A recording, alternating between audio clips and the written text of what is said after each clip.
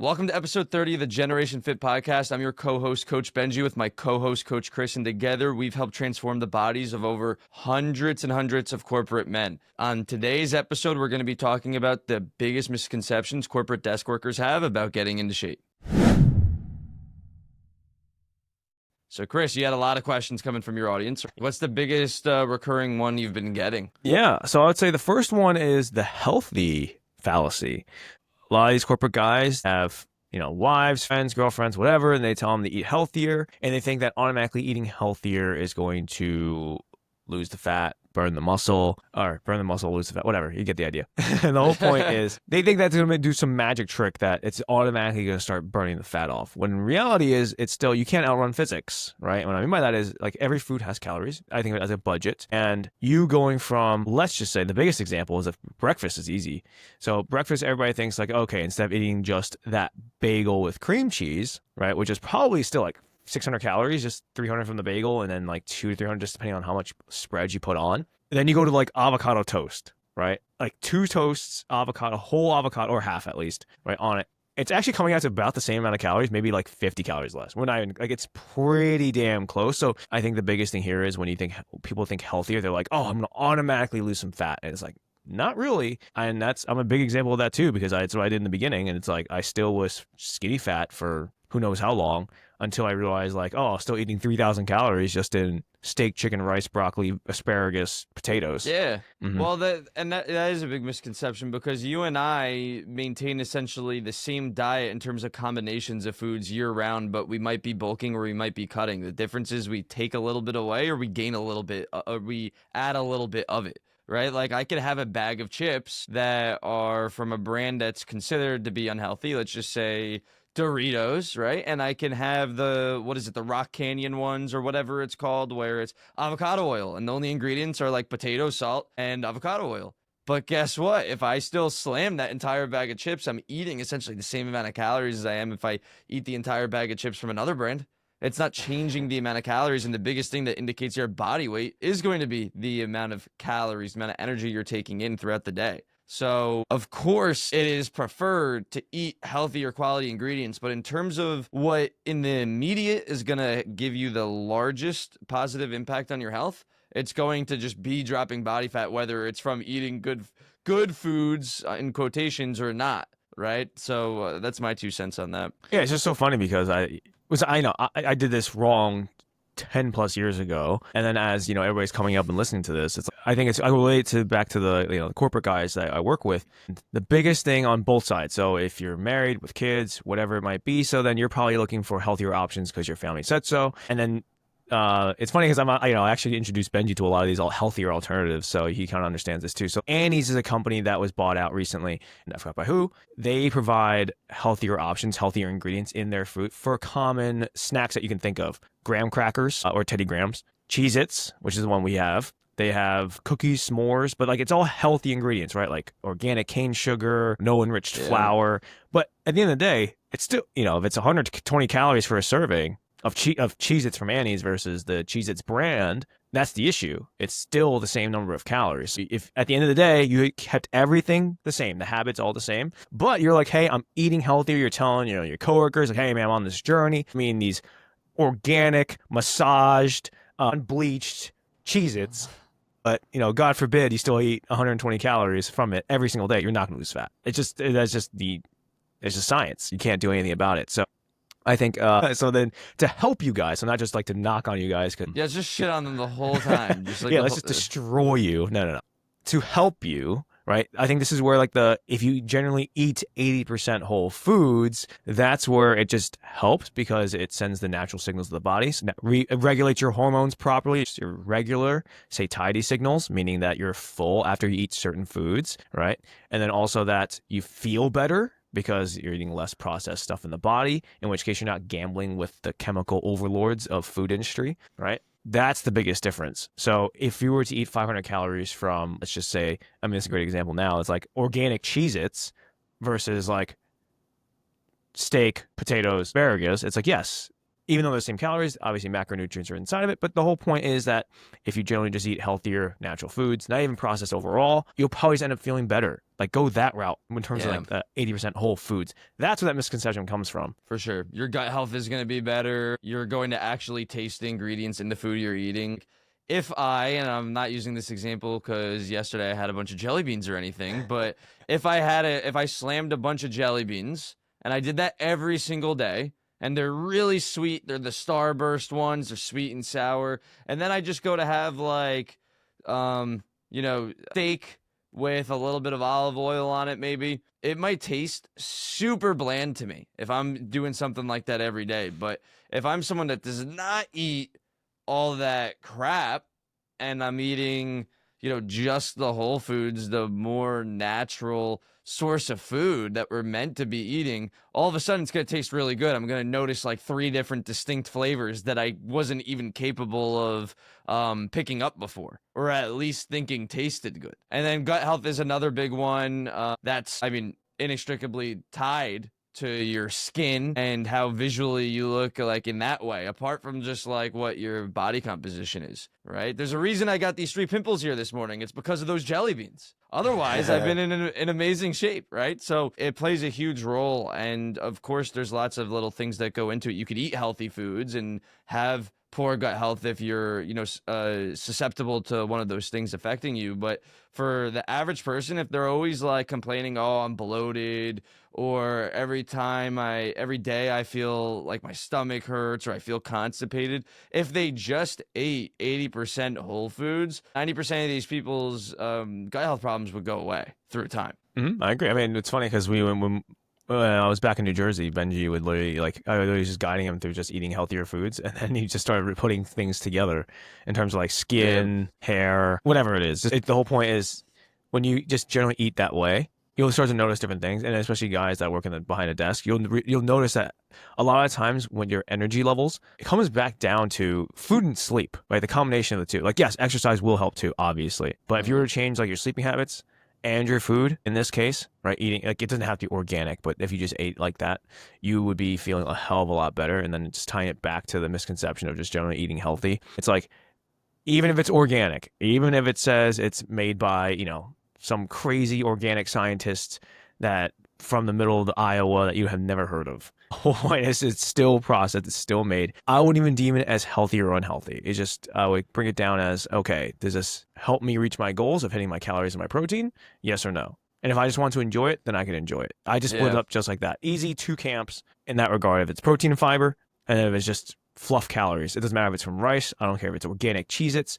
I don't care if it's, organic ice cream delivered right from, or gelato right from Italy. Doesn't matter. It's still energy coming in.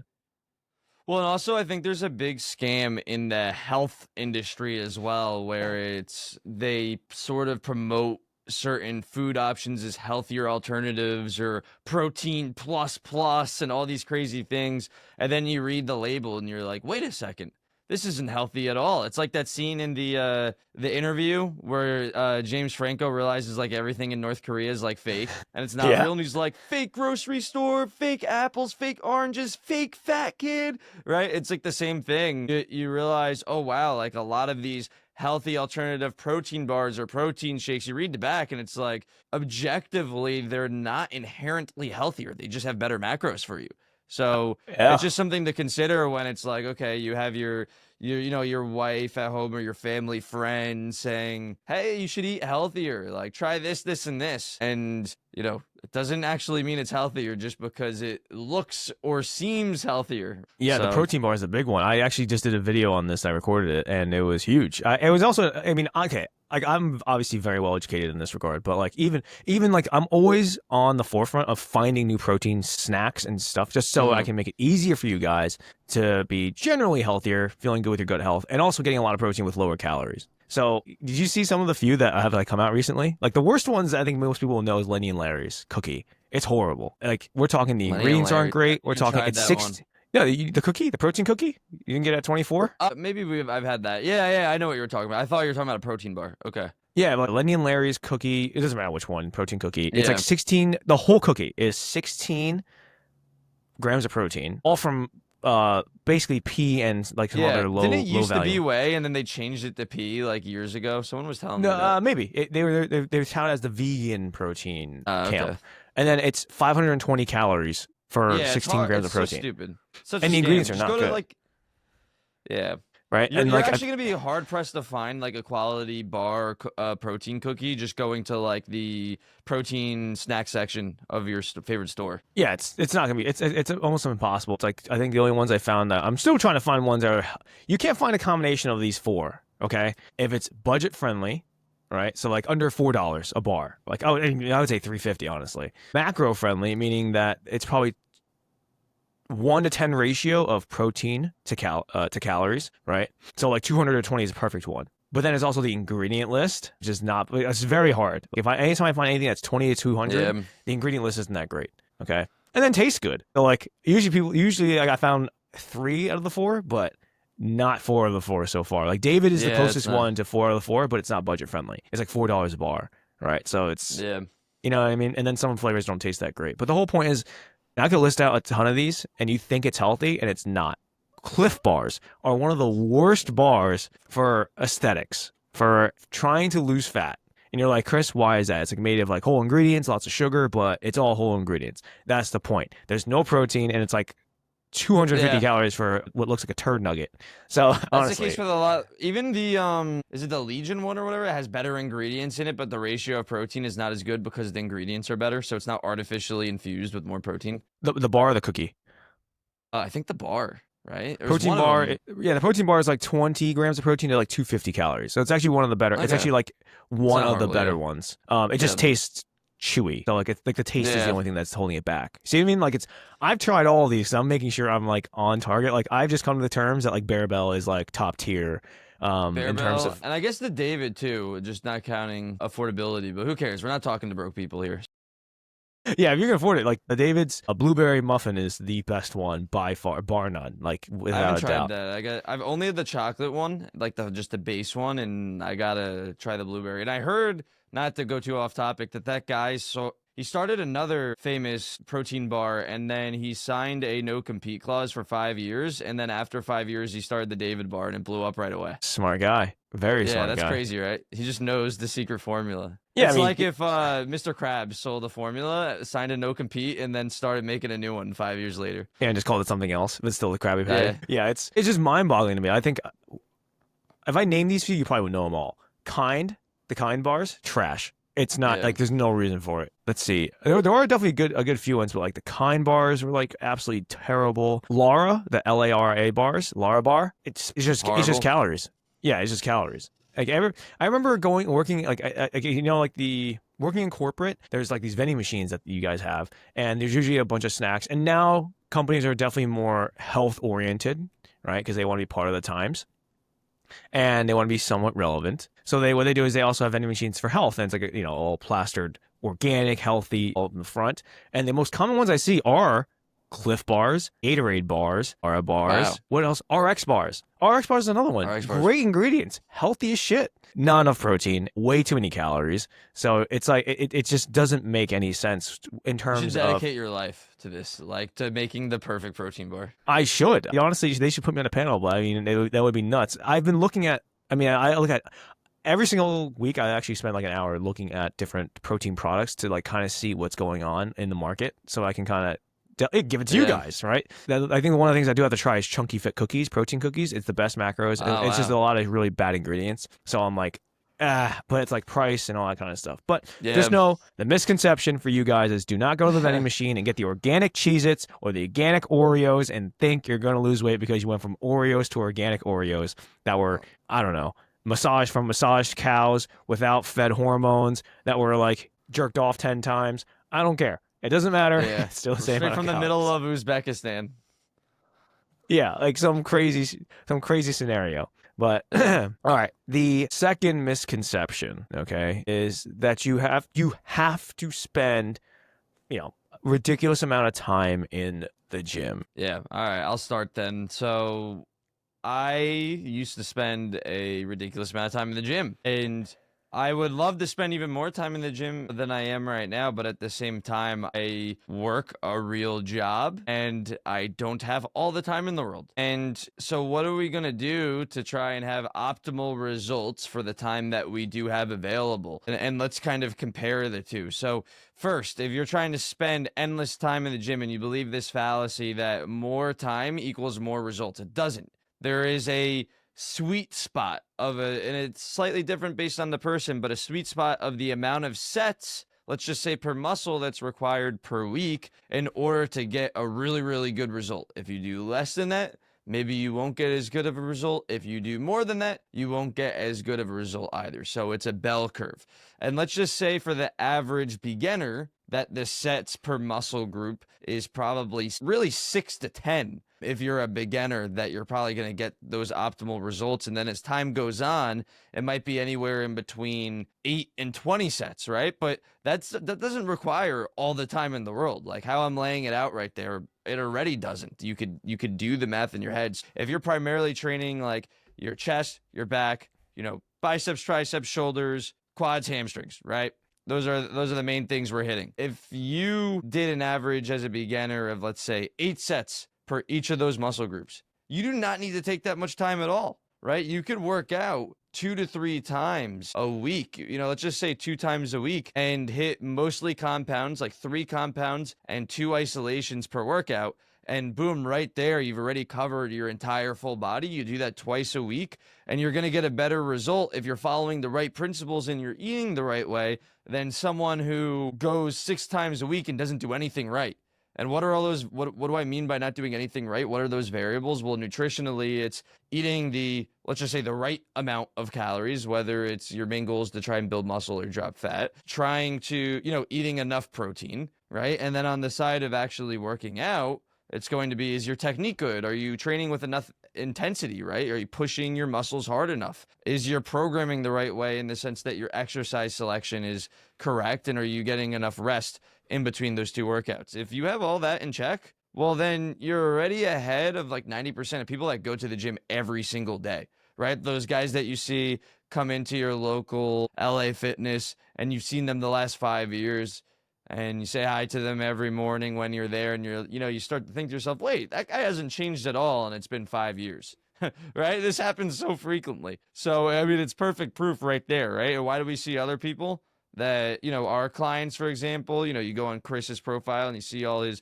client results? It's because they're actually doing the right things. It's that simple. He's not giving them any secret sauce, secret ingredients. He's not injecting them with steroids. So like, what are they doing? They're following the right things. Yeah, like you tackle all the principles correctly. I'll tackle on the mindset too. It's like when you think of, this demographic, right? When you think of yourselves, you sit by a desk all day, 9 to 5. That's the average. Let's just say, I think realistically now it's more like 7:30 to 7, honestly, like in terms of travel and work. But you got to think to yourself, like, you're not revolving your life around this. You want to be healthy and fit, but you also are great at your job. You have other responsibilities. And if not, then you enjoy the time off, like with your hobbies. So you think to yourself, okay, what can I do to get 20% of the effort to get 80% of the results in the maximum amount of time? That's the question. And if you break it down like that, you're like, okay, well, I can easily do. Now, what are the main variables to get you jacked? It's like, or at least get you fit. And Benji just laid it all out for you. 8 sets per week is all you need for the most part, for most of you. And starting off or detrain or not training for a long time, you go maybe like 1 to 2 reps away from failure, generally speaking, for most of your sets. Isolations, you go to 0. Compounds, stay 1 to 2 away. Rest periods, just don't rest until you're, not sweating anymore. Focus on compound exercises with some isolations, that you want to focus on. Crazy. Like, that's it. Yeah. Like, there is no secret sauce. There's no like injection of, this super awesome technique and P90X backflips, this calisthenic thing. No. Like, this is the most bare bones basic thing. And the reason why we break it down like this, and the reason exactly why we train our clients like this, is because it yields the most results for the least amount of effort, right? It fits into your lifestyle. So you're not waking up every day at 5 a.m., going to the gym. And yes, that does work for some people. We know, been doing this for a cumulative total of 15 plus years experience. Even if we tell people to do everything right, the whole point is that they're not going to do it sustainably. And how do we do it sustainably? It has to be enjoyable. And if it's going to be enjoyable, it has to fit within the confines of your life. So what we found is 2 times per week, no more than 45 minutes to an hour. and you're in and out, just like that. Yep. Eventually, like we mentioned in other podcasts, you'll start to love the process because you've seen the results versus the guy who goes 5 times a week, for 5 years straight and not see the results. He's just doing it because he enjoys going to the gym. He doesn't care about the result. We care about results here. We want to make sure you're getting fit and spending that much time because you either have a high-performing job, you have a family, you have a spouse or significant other that you have to take care of. The whole point is you don't have time to mess with. So that's why we make sure that you guys get the results. Yeah, and if you are the person that actually is going for a result, which would be a very natural thing to go to actually accomplish something, you're gonna quit if you end up having the same non-result as the person that goes for 5 years, right? So you need to do the right things in order to get a result so that you're motivated to keep getting a result. It's like the rat studies where they play with one another and they won't hit the button anymore to go into the arena of play again if they're losing more than like 60-70% of the time. If you're just always losing, always eating shit and never getting a result, yeah, you're not going to like what you're doing and you're not going to continue to do it. A lot of times enjoying a sport or enjoying a extracurricular activity or whatever it is, a lot of times it comes from actually being good at it, therefore getting a result. And that is why we find fulfillment and enjoyment in it. If you just always suck at something, it's very unlikely you say, you know what? I love ping pong. I lose every single match. I'm going to keep playing and just keep losing nonstop. So there's something to be said about that, especially as it relates to the gym. Yeah, I mean, look at our past experiences, right? You think of all the people that we've seen throughout the years, and you probably just think off of like just going twice a week in this misconception. Look how many people we've seen go in and out of the gym, right? We know that it's April now, mid-April. This is like the hot time where people fall off completely. They give up because it's been 3 months. They didn't see the results they want. They were like all hyped up for New Year's, New Me. And April is actually this very specific time where it's twofold. It's people are either balls in because they know they have about 8 weeks till their summer vacations. Their kids are coming out of school and going into summer, also summer break. And then you also have all your friends and family that want to see each other in summer. And guess what? So April's 3 months in where you didn't see the results. You told all your coworkers at your office or your friends that you're doing this challenge and you're trying to lose, X amount of pounds, and you fall off. And then the other side of the spectrum is like people are doubling down at this given moment because they know they want to binge diet, or I guess unhealthily diet now for 8 weeks and then just gain it all back in the summertime, right? So I think that this is where I think mindset's so important here, and with doing the least amount to get the most results, it doesn't even feel like you're doing that much. I think that's what's crazy about us, is that when we built this, when we were helping people, it's like we used to think like, oh, this was definitely for me. When I first started, I graduated from college, and I thought I was like, brainiac. And then I was like, oh, I know all the scientific principles and all this and that, and only to realize that half this battle is more psychological. That people think at least half. Yeah, because if you think about the two variables that lead to the largest results purely in the gym, it's like, are you consistent and are you training somewhat hard and like pushing yourself a bit? It's like if you just use that vague language and you did that through time, you would get really good results, regardless of what you do. Yeah, that's the truth. Absolutely. And then nutritionally, you do the same thing. Explain it in 2 sentences. It would be like, eat under your calorie budget and make sure you have protein. Yeah. That's, like for all of this stuff. And lifestyle is just make sure that you move, that you're moving around, and then that you get some good sleep. That's really it. It's just about making it convenient to be able to do those things. It's about setting yourself up so that it's easy to do that. Like, you can have it down to a science in your own life just to be consistent and nothing else. Like, okay, if I'm trying to have good sleep, are my blue light glasses with the red lens like right next to my bed? Do I have some ridiculous light system where I gotta like touch 65 buttons to turn my lights off, or is it one switch? I don't know. I'm making up something stupid, but you get the point, right? If I'm trying to have good hygiene and I need to, brush my teeth, I need to floss, I also have to take my pills. Is that all in one convenient place? I don't have to open 60 drawers to do it. So you could do that to the most fundamental levels in order to make just being consistent easy and convenient for you. And if you do that, you don't have to optimize anything to get really good results. We're not saying don't optimize things. We're saying you don't need to in order to get great results. Mm-hmm. Yeah, half the battle is psychological, developing habits. And that's why in the beginning we actually tell people not to change anything, which is very surprising for most of you to hear that. Imagine you already have a lot of shit to deal with, and then on top of that, you sign up for something, and you're like, okay, in your head, you're like, I have to shift everything in my life 180 degrees. When in reality, we're like, no, let's just see what the hell you're doing. And then after seeing what you're doing, which is probably some, going to Starbucks for breakfast, going out for lunch because the company pays for it, maybe a snack at your desk, and then at home you don't feel like cooking or you just order out again. That's the typical person that we work with. And guess what? We change some small things there, the littlest things, and you automatically start seeing results. Right? Isn't that crazy? Just to think that we can just switch like the morning breakfast to a protein bar. Crazy. Get a blueberry muffin protein bar. Tastes great. I know a few, besides David. But the whole point is you can see how easy this becomes. Hence why we say, like, I know the misconception itself is that we spend so much time in the gym, it just relates to everything else. Like, why do I have to put in 80% effort to get 20% of the results when we're like, no, let's do the opposite. Let's do the 20% of the results and get 80%, and then or 20% of the effort to get 80% of the results. Yeah. No, absolutely. Yeah, so that's our hot take there. And then in terms of another misconception, so it kind of ties back to like calories overall, but is meal timing actually. So I don't know why this is like the biggest thing. I think there's just so much inundation of information now to the point where you just don't know. Like it would honestly confuse me too if I don't understand principles. Imagine coming from, 40 years. Actually, you know what's crazy? Is I was just sorry I cut you off. I was gonna say all the information that we have now, that all the right information is out there, but because there's so much, it's actually worse than when there was less information and it was gym bros just saying like, yeah, man, like, have your protein shake after you lift, get more protein in, and like train hard. It's like, yeah, people probably got better results just from like that advice. You know what I mean? Yeah, it's honestly brutal, right? It's just like the whole point was that we didn't have any information back then. So like we thought the scientists were in our good interests, right? And then it became, we found out no, half the shit was funded. All the studies were funded by certain companies that wanted to dominate the market. So yes, in this terms of misconception of meal timing, let me give you a little bit of history first. So it went from, fasting itself has been around for thousands, hundreds of years. Like we had to, whether it was inadvertent or planned, right? Think about it. If we had to survive, we had to survive. And we had to hunt. If we didn't kill something, we just fasted for 24, 48, 72 hours. If you really think about it. The whole point here of meal timing, I think people have this misconception because of everything that we've been told. From fasting to eating breakfast, which is the whole cereal thing back in the 90s. God, oh my God. That was another brutal couple of years. To which now comes to, what the hell do I do with my food? Do I eat breakfast? Do I not eat breakfast? And the answer is, it depends. It truly depends, okay?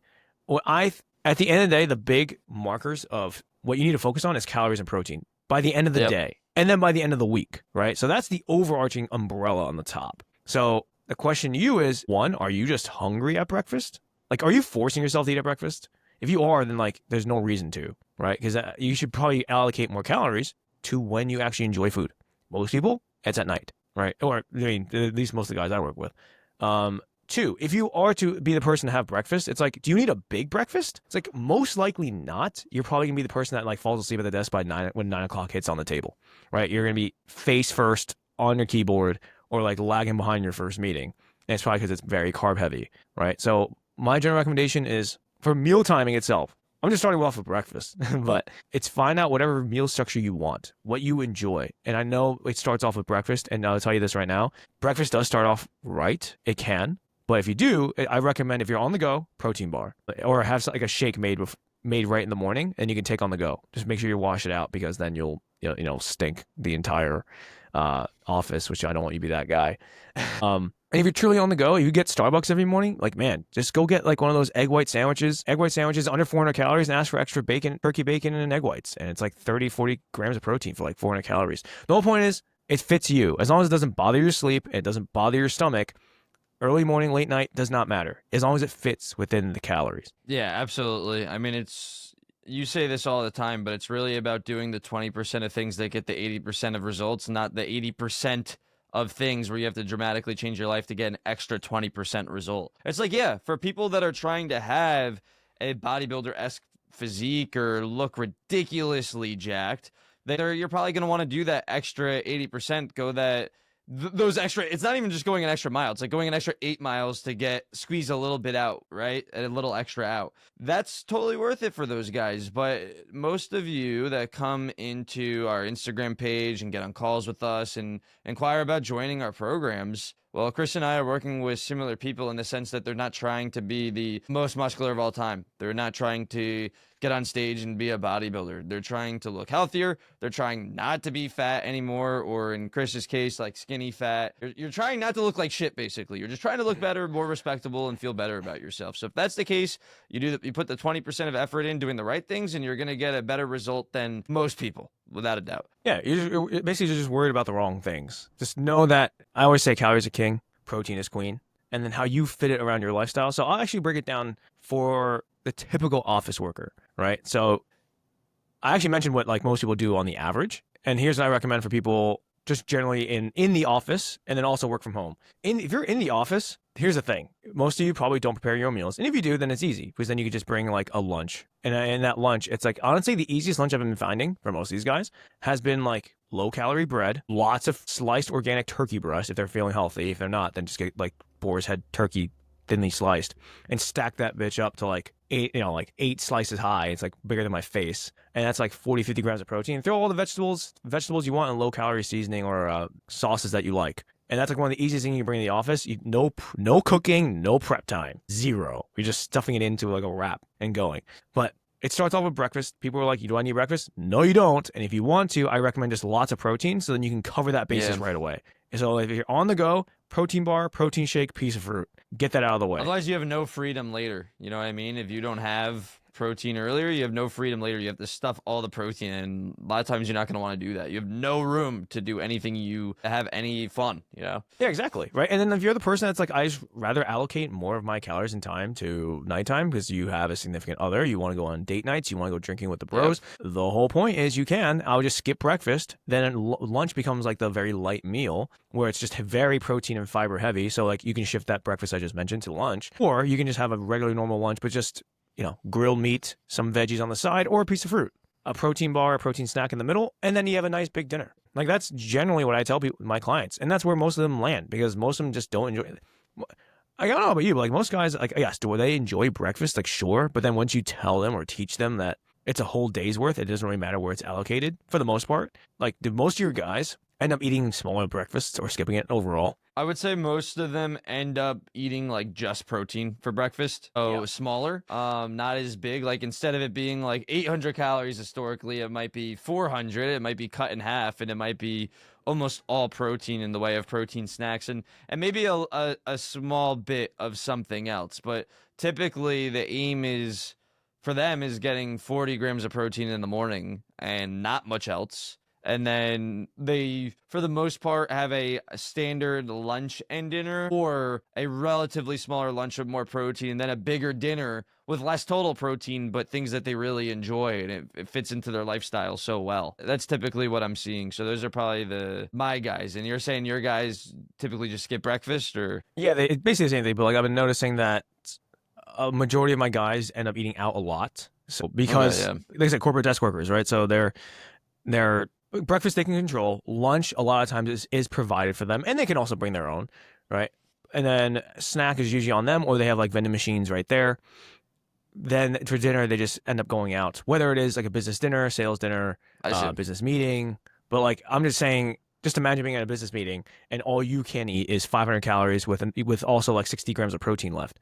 That's basically just straight up chicken breast. Like that's not fun. It's not enjoyable. And then you're gonna also be the weird guy at the table and try to make a deal. All you're eating is chicken breast and hot sauce. Like a psycho. Yeah, chicken breast.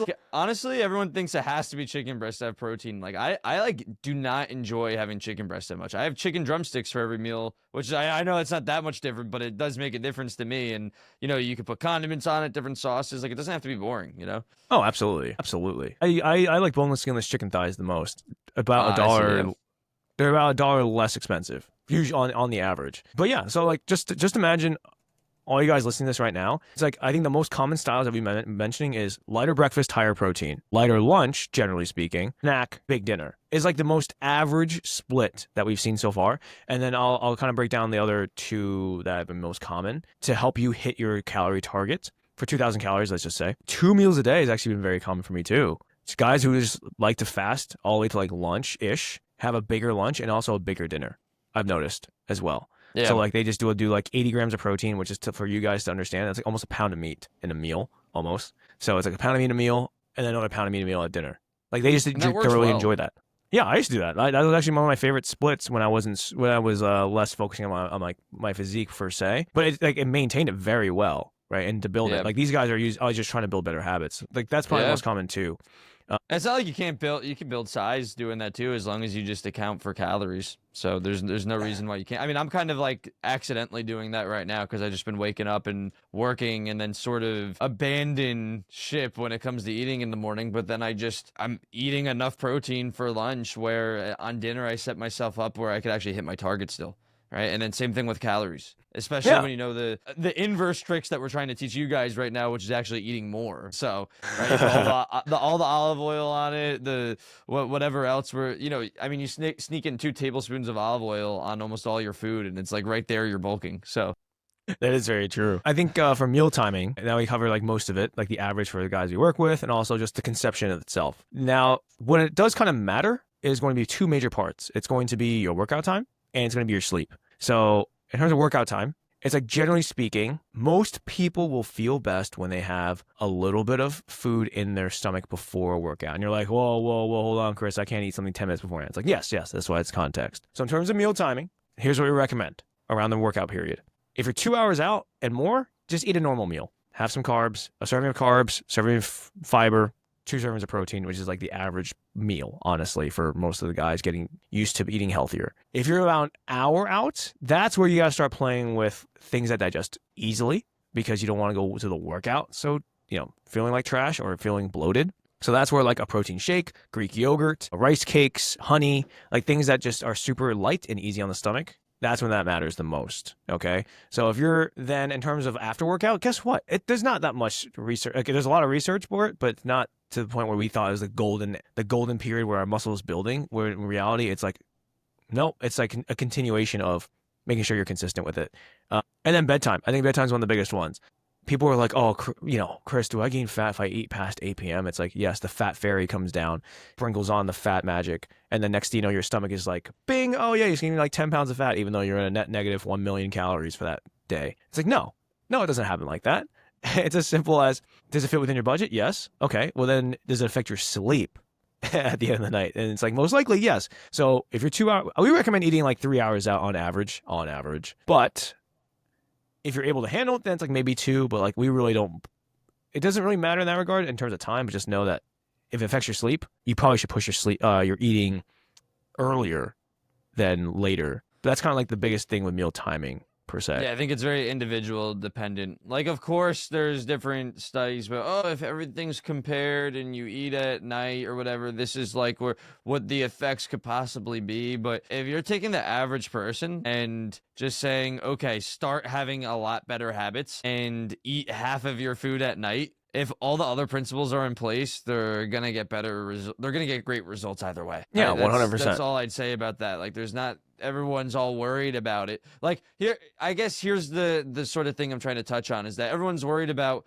well, what is like to the precise minute my meal timing? What type of, micronutrients would I have in this meal versus this meal? If I take like this supplement combined with this supplement and then I also, have garlic bread along with it, is that going to be like a secret anabolic like thing? And it's like everyone's concerned about this, but they're like still eating too many calories and they're still fat. Right? Like, everyone's concerned about all the micro details about getting in shape that only the people at the top of the pyramid could actually benefit from, whereas like you can't even get these simple habits right. So stop focusing on that stuff and start focusing on, am I eating the right amount of calories for myself? And am I eating enough protein? And if you focus on those 2 things, well, then you're going to be more advantaged than 99% of people around you. So, I mean, this goes for everything in life. It's the same thing like when you and I had started business, and it's like, oh, okay, let's try this thing because this business owner said to do this. I'm reading a book and it's like Sam Walton, the founder of Walmart. It's like, no, I'm not going to do what the founder of Walmart does right now because he's like 800 years ahead of me. It's like, how about I do the simple things he did when he was in year 1? And that's actually going to get me to where I want to go. So same thing with fitness, same thing everywhere else in life. Yeah, absolutely. Oh, no, intermission piece. The intermission piece, yeah. Okay. Yeah, you're fine. I mean, it's fine. Yeah. If you guys are enjoying the podcast so far, you're getting a lot of value and you want to continue to get value, please subscribe to our podcast and let's get back into the show. Okay. Yeah. So in terms of what's been happening, so Elias has been going to daycare for people who don't know, and he's gotten 6 different sicknesses in 6 weeks. Okay. It's insane. It is like record. I know people have been messaging me on Instagram. Like, I like to have people like in my life too, just being like, hey, what's he doing? What's going on? And people are like, yeah, this is normal. I was like, what? I was like, how is this normal to you people? I was like, I've never gotten sick. 2 years. I got sniffles and coughs, maybe for like a week each at a time. And then he goes away. I know like the baby's immune system's a little bit lower, but I did not expect 6 weeks. I was expecting like 2 or 3, maybe the flu here, maybe this here, Yeah, but it not seems a little 6. extreme, right? 6? 6. I was like, no, this daycare they're definitely not cleaning something, or like, or You're very paying lenient. for him to go get sick, you know?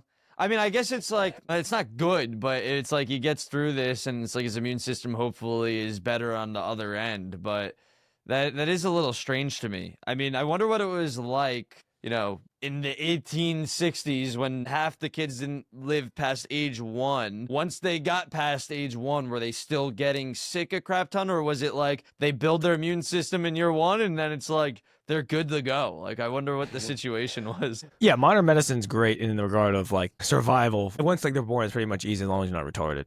Right. Yeah. So it's at that point. So that's good. In terms of like the survival rate back then, let's say like 200 years ago, it's like, yeah, like throughout our history, it was survival of the fittest. It's like we didn't know what to do besides like feed them milk. We just have breast milk and then make sure we don't do certain things. But realistically speaking, it's like recently like that. I just know, I didn't realize the daycare tax was so much because it was ridiculous. 6 weeks, like 6 weeks on and off has been absolutely ripping us apart. They should have like a warranty. It's like if your kid is sick for longer than 6 weeks, we'll give you all your money back. It's like that's crazy. Yeah, it's like 6 weeks on and off, and he's you still pay for it. You prepay. You actually prepay. So it's if I'm paying $1,500, it doesn't matter how many times he goes. Like it's planned for 3 each week, so 12 days. I'm still paying $1,500 regardless if he makes it or not. I see.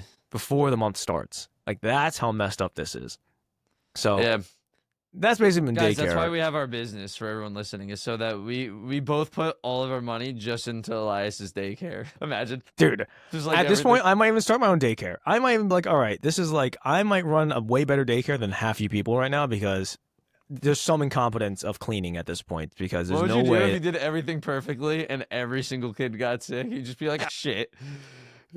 Well, they're gonna get sick regardless, because like imagine, I think the multiplier. I think this is why like the COVID era was such a problem, was because like if something is very communicable, the issue is like it's a multiplicative factor of like who do I see, which is like let's say my parents, and then like who do my parents see? It's like their friends. It's like multiplication of people that they're seeing. So it's It might be, it might be even more than multiplicative, right? It might be exponential in the sense of like if you hang out with someone, they give it to 80 more people, and then those 80 people go out and they give it to 800 more people, right? So, or that wasn't the proper math. It would technically be 640, right? I'm working on my mental math skills.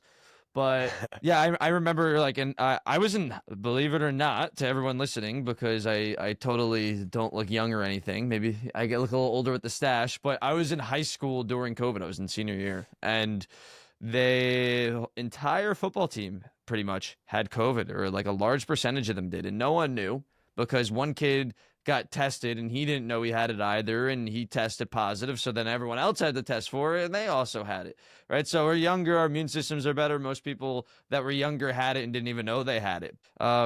It just goes to show, if you're in a space with someone breathing on top of each other, basically spitting on top of one another, especially think of those like linemen, right? They're literally grabbing each other nonstop. You're gonna get COVID from the other guy if they have COVID. Like there's no way around it. You're gonna get whatever sickness they have, you're gonna have passed to you. So if you're at a daycare, I can imagine it's like the exact same thing. Yeah. Oh yeah. So that's just basically what's been happening on this end.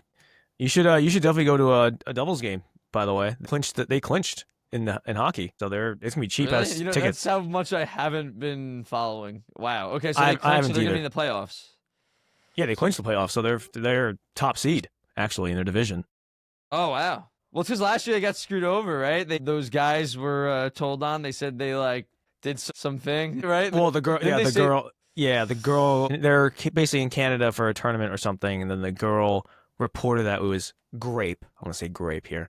That's good. Yeah. Right. It was like a non-consensual, and even if it were true or not true, the whole point is that if you have any allegations of that regard, that you're off the team or you can't play until these allegations are done with. But and it my was question too. is, especially if they're not jailing all these people for false accusations, why wouldn't these organizations like go up to some homeless guy and be like, "Hey, dude, I'll give you like $5,000 under the table right now to just go up, like, make up this allegation towards like our enemy team." Like, imagine it's like, oh shit, man, we gotta play Alexander Ovechkin in the finals, and it's like you just send out some homeless lady to say like he raped her like 20 years. Oh, raped. Ah, I messed that up. It's It's just fine, buzz whatever. beep. Right, 20 years ago, and it's like, oh, as long as we claim it was in Canada, Ovechkin's out, and we could kick their ass. Like, that's what I would do.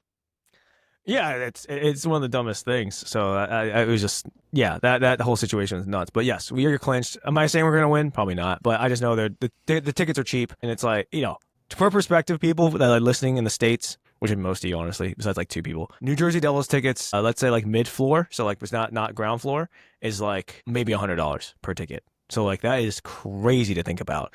I'm in Minnesota, the state of hockey. If I get a, if I there's a, they made it to the wild card. And just It's give a me lot a cheaper, guess right? what the ticket. Guess what the ticket 20. price is right now. I'll look it up right 20. now, like as we I'm speak. guessing 20. As Chris is doing that, what I will say is that at Devils games, my strategy, which like always works, maybe it's different with, well, I've gotten this to work with a lot of other sports, is I'll buy the tickets like an hour before on a resale site called Game Time, and I still get them for like $10, even at the Devils games. Yeah. All right. Okay. Because So I don't care enough to be like, oh, I have to go at this time for the, like, I just don't care. So it's like, well, Allie, you want to, Allie's my girlfriend's name. Do you want to go to the Devils game, like, right now? You know what I mean? Like, if we have the flexibility to do it, we'll do that. you should. No, you absolutely should. Like we haven't. You should honestly just go for the experience if you guys haven't gone in a while. All right. So New Jersey Devils tickets for the playoffs, $100 mid level. Guess what it is for Yeah. Minnesota Wild? No, it's way it's higher. higher? This is the state of hockey. Yeah, hockey's the only thing they got here. Oh, that's true, because everyone's going to one place. All right, so I'm guessing 250. Yeah, 300 starting. Wow. That's Yeah. crazy. I thought like maybe less for some reason. I guess the only reason I thought that is that when I went to Detroit, or right outside of it, we went to the Red Wings game. The tickets were like even cheaper than the Devils tickets that I would get during regular season resold. So like we got them on the same app where we did the Game Time app, and it was like for nosebleed seats, which are all good seats usually in most hockey arenas, it was like $10-15 plus the fees. So like, all right, that's pretty solid. Yeah, Detroit Red Wings are not that great. I think that's why. Devils used to not be that great, and then also the arena is not that. Like the arena itself, Prudential Center is like it's outdated now, so it's just yeah, like it is not. outdated. The Red Wings stadium was nice. Here's the crazy part though, is that I got there 5 minutes late, and they scored like 3 goals in 5 minutes, and they barely scored the rest of the game. I was like, what? You can't make that up. Like, you literally cannot make that. We were like trying to find our seats outside. I was like, damn it! Like, and I was like, well, surely they can't score again within a minute. And I was like, oh shit, it happened again. But I want they're the people that do the tradition with the they throw like the octopus or squid on the floor, and I really wanted to do that, but I was like, I don't know like what the like if there were repercussions or not. But I just really wanted the crowd to love me. I was like, man, what if I get this squid out? I was like asking ChatGPT, I was like, when's the last time during a regular season someone threw the squid out? And they're like 4 years ago. So you'd be like making a monumental move. It might be controversial with the animal rights activists. And I was like, I don't know, man. Like, should I like go viral on TikTok for this one moment? But Yeah, have PETA going against us already. yeah, yeah, we have like everyone against us at that point. We'd have everyone tick off the last box. So it might be a good move. It might get us more of the right people into our system if we get PETA checked off. But in other news, speaking of sporting events, I always said when I was successful in business, because I'm a nerd in this regard, that I would go to like every WrestleMania. And I was like, I probably won't go. Like, I don't feel like flying out there for, I'm going to go for one night. And then John Cena turned heel. He became a bad guy. He kicked the champion in the balls. And John Cena's always been the Make-A-Wish guy who's like the goody two shoes of the sport, I'll call it, right? Even though it's pre-planned.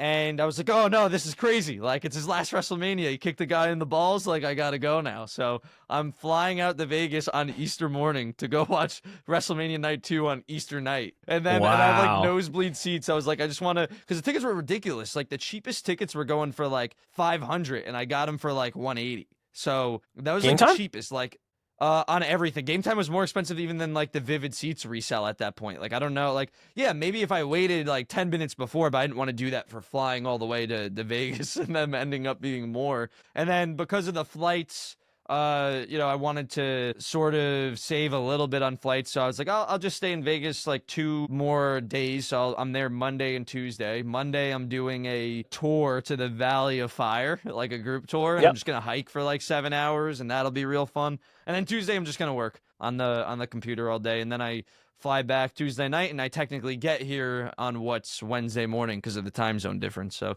that is my week. WWE. Who's the main event? It's John Cena versus Cody Rhodes. So that's why I'm going, because I was like, oh, I always loved John Cena when I was younger because he was the greatest. And like the reason he never became a bad guy is because he did all the Make-A-Wishes, and he was like literally they wanted him to turn bad at some point because it's good storytelling. And then they thought like he was about to do it, and I think he did a Make-A-Wish the day before. It was like some kid with like leukemia, and like this kid's probably gonna die in like a couple weeks, and it's like, oh my, they just thought to themselves, we're gonna ruin this kid's last couple of weeks of his life if like we turn bad. Like therefore in the storyline, John Cena can't become bad because you have all these like dying kids who are like their childhood hero just like turned on him, so they can't do it. So this time around, I guess because he hasn't done, whatever the case is his last run, it was like The Rock and Cody Rhodes. That was like the storyline last year. They were going back and forth. The Rock's the bad guy,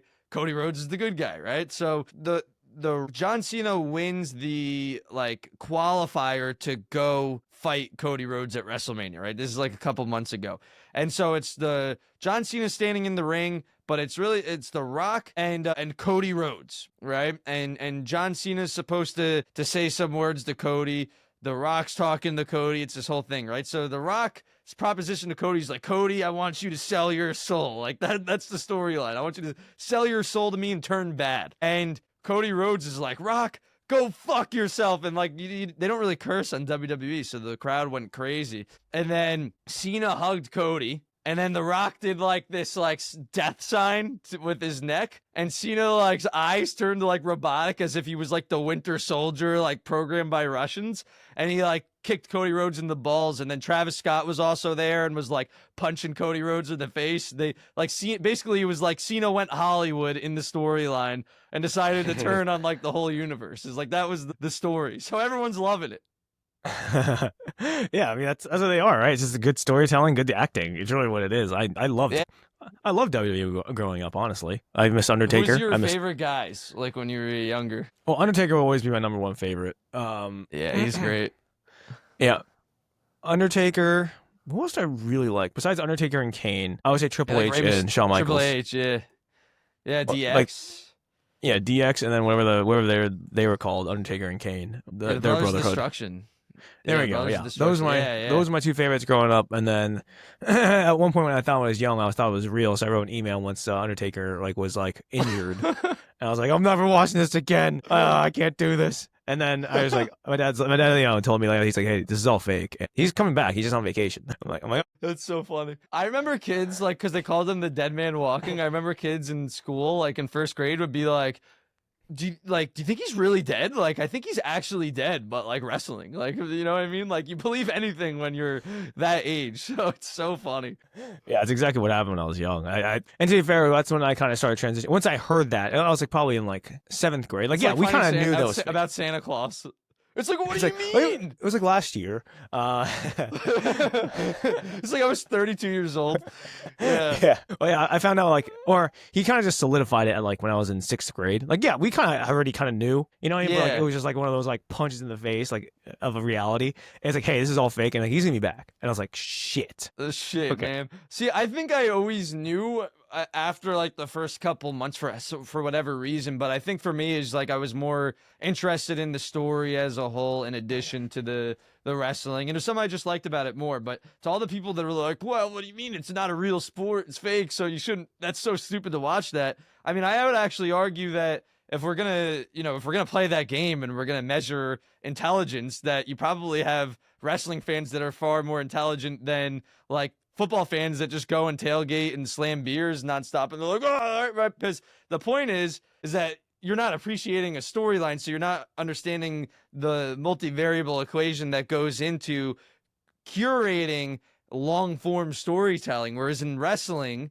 right, you're understanding that. So it's sort of like any soap opera that is told over 10, 20, 30 years, and you have characters that come back in out of nowhere and whatever. So it's like that combined with the sport, right? It's like that's kind of what is being combined. It's like if UFC had scripted endings essentially, and you had soap opera storytelling within it. And I would argue that that's cool. And other people could be like, that's retarded, and that's fine.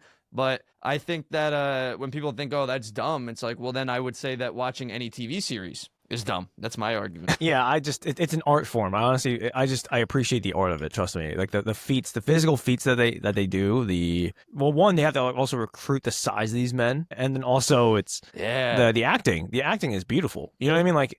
Mm-hmm. Once you see what they do, like the reason why these guys transfer very well in movies, whether like it's like the best acting or the worst acting, the whole point is that they can still act and transfer it to movies just because it's still acting. So it's the skill itself is incredible. And also they have the highest injury rate out of like anything. Like if you compare their injury rate to UFC, they get injured more because it's like, yeah, you're trying to protect the person you're wrestling.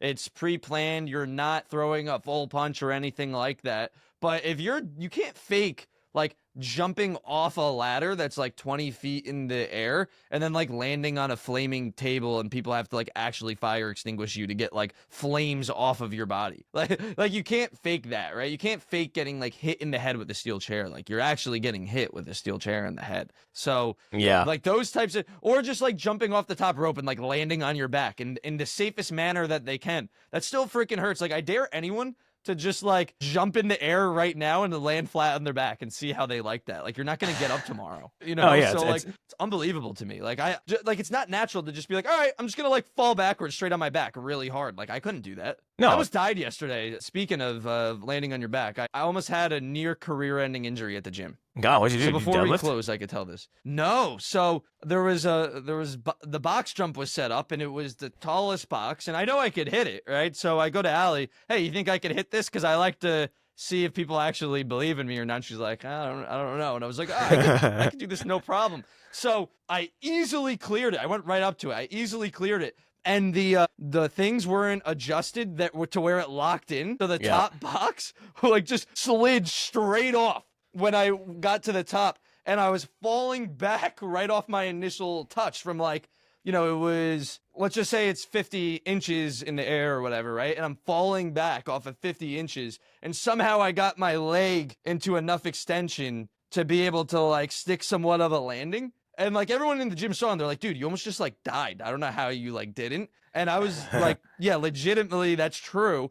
And I'm feeling like sore in my back a little bit because I landed in like full extension with my leg to like prevent death. But I think it was more athletic that I landed than anything, like without dying. But that was like the scariest moment I've had in the gym probably ever. Well, I'm glad you're okay. Yeah, it is ridiculous. You always gotta watch the Velcro locks. You always gotta make sure they're on because they're. It's funny you say that. I did when I was back at LA Fitness in Jersey. It happened to many guys that didn't know whether it doesn't matter if it was high or not. They just didn't lock it down.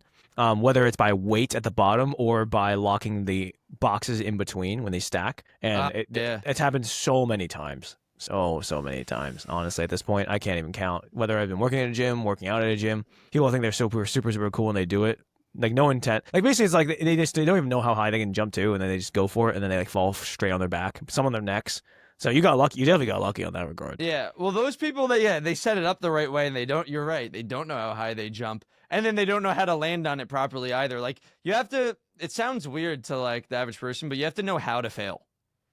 Like, you know what I mean? 100%. That's a skill in itself. I try teaching them, with everything with my clients. Like I'm not having them fail without me there. When I was in person, I would fail with I would make sure they can learn how to fail properly. Boxing, like a box jumping, it's like if you're gonna fail, it's like you make sure you try to catch yourself first, even before you try to land. Like the whole thing. Yeah, you should have your hand on there, like land with one leg instead of trying to have two and then just falling back.